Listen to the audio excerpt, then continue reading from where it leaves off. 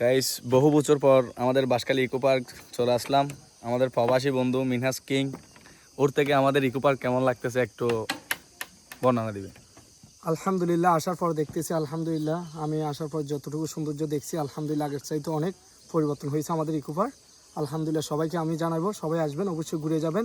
Eco park অনেক অনেক পরিবর্তন হয়ে গেছে, অনেক সৌন্দর্য বেড়ে গেছে। খালাস, এখন আমার বন্ধু সাইয়াদ চট্টগ্রামে কিং কিছু একটা বলবে। হয়তো কিং না, সাধারণ একজন মানুষ। খুব সুন্দর ইকো পার্ক, আমার লাইফ ফার্স্ট টাইম ইকো পার্কে।